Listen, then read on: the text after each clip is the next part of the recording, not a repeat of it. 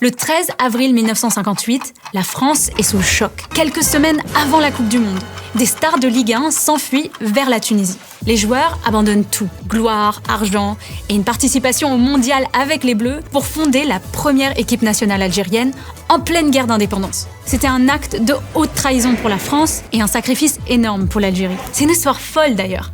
Fin des années 50, décapotables, lunettes de soleil, Khadija et Mohamed Marouche partent en road trip. Officiellement en lune de miel, ils sont en réalité en mission secrète pour le FLN.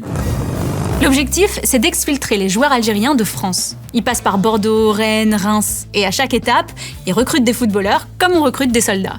Khadija, pourtant surveillée par les renseignements français, récupère des faux passeports et tout le monde fuit vers Tunis via la Suisse et l'Italie. Et le 9 mai 1958, l'hymne algérien retentit pour la première fois dans un stade.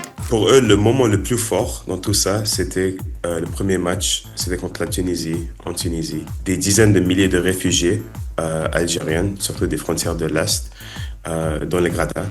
Et ça leur a vraiment fait chaud au cœur. Pour la première fois dans leur vie, ils ont vu le drapeau algérien comme ça flotter avant un match et ils ont entendu leur propre hymne national. Mais jusqu'à maintenant, quand ils me racontent ça, ils ont un peu les larmes aux yeux. En France, c'est la panique. L'équipe nationale est privée de ses cadres juste avant le mondial de 58. Les journaux vont beaucoup parler de l'affaire, en particulier de la défection de la star de Saint-Étienne, Rachid Mekloufi. Sauf que Mekloufi, il a jamais oublié. Il a grandi avec le traumatisme des massacres de Sétif, sa ville natale, quand les autorités françaises avaient réprimé dans le sang les manifestations anticolonialistes du 8 mai 45. C'est aussi pour ça qu'il était prêt à sacrifier sa gloire personnelle pour une équipe de résistants.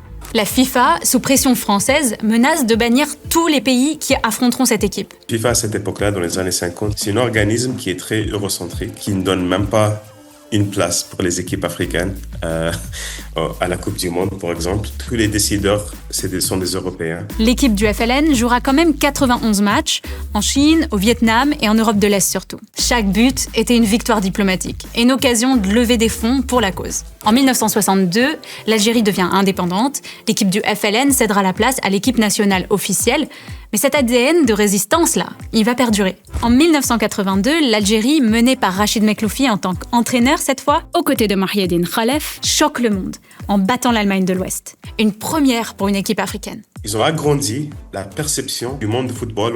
Ils ont dit, il y a des Africains, il y a des Arabes, il y a des Algériens. Non seulement ils savent jouer au football, mais ils peuvent jouer un type de football qui est vraiment attractif. Et c'est pour ça surtout que cette victoire, elle était vraiment marquante dans l'histoire de l'équipe nationale algérienne.